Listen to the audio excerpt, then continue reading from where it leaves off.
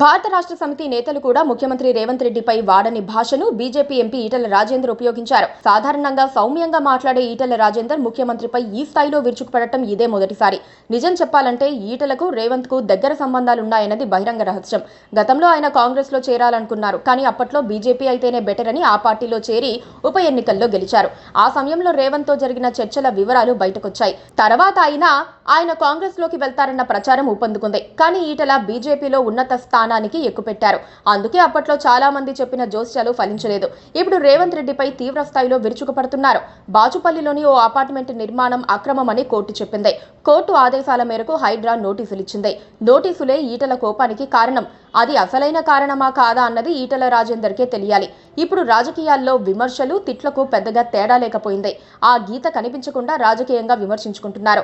కానీ ఈటెల మాత్రం రేవంత్ రెడ్డి విషయంలో విమర్శలకు తిట్లకు గీత స్పష్టంగా కనిపించేలా బూతులందుకున్నారు. వీలైనంత సౌమ్యంగా ఉండే ఈటెల రాజేందర్లో ఇంత ఫ్రస్ట్రేషన్ ఎందుకొచ్చిందో కానీ ఆయన నోటి వెంట ముఖ్యమంత్రిపై వచ్చిన మాటలు కాంగ్రెస్ నేతలకు చురుకు పుట్టించాయి. దీంతో ఆయన ఇంటిని యూత్ కాంగ్రెస్ నేతలు ముట్టడించారు. అయినా ఈటెల రాజేందర్ ఏమాత్రం తగ్గలేదు. ఈటెల రాజేందర్ పై కాంగ్రెస్ నేతలంతా విరుచుకుపడుతున్నారు. తాము ఒక్క విజిల్ వేస్తే చాలని ఈటెలకు TPCC chief Mahesh Kumar mass warning ఇచ్చారు. కేసీఆర్ హయాంలో చేతకాని దద్దమ్మ మంత్రులుగా ఉన్న మీకు సీఎం రేవంత్ గురించి మాట్లాడే నైతిక అర్హత లేదన్నారు. బీఆర్ఎస్ నుంచి తన్ని తరిమేస్తే బీజేపీలోకి వెళ్లారు. ఇప్పుడు బీజేపీ రాష్ట్ర అధ్యక్ష పదవి రాకపోవడంతో మళ్లీ బీఆర్ఎస్ వైపు ఈటెల చూస్తున్నారని, అందుకే రేవంత్ రెడ్డిని తిడుతున్నారని మండిపడ్డారు. ఎంపీ చామల కిరణ్ కుమార్ రెడ్డితో పాటు జగ్గారెడ్డి కూడా ఈటెలపై మండిపడ్డారు. తాము తిరిగి తిడితే తట్టుకోలేరని హెచ్చరించారు. ఈటెల రాజేంద్ర మీకు కమ్యూనిస్టు భావజాలం ఉండి బీజేపీలోకి వెళ్లారని, బీజేపీలో లెఫ్ట్ వింగ్ నుంచి రైట్ వింగ్ కు పోవటం వల్ల మీ మెదడు దొబ్బినట్లుందని చామల కిరణ్ మండిపడ్డారు. ఏదో అధ్యక్ష పదవి ఇస్తారని, రాష్ట్రాన్ని ఎలగబెట్టి సీఎం అవుదామని పిచ్చి ఆలోచన నడవడం లేదు. బీజేపీ సీనియర్ నాయకులు మిమ్మల్ని ముందుకు వెళ్లనివ్వడం లేదు అన్నారు. మీ సమస్యంతా బీజేపీ పార్టీలో ఉంది. సీఎం రేవంత్ రెడ్డిని తిడితే పదవులు వస్తాయని భ్రమిస్తున్నారని మండిపడ్డారు. బీజేపీలో ఈటెలకు ప్రాధాన్యం లేనందున ఆయనలో ఫ్రస్ట్రేషన్ పెరిగిపోతోందని కాంగ్రెస్ నేతలు విశ్లేషిస్తున్నారు. అలా అయితే రేవంత్ రెడ్డి మీదనే ఎందుకు ఫ్రస్ట్రేషన్ చూపాలన్న ప్రశ్న వస్తోంది.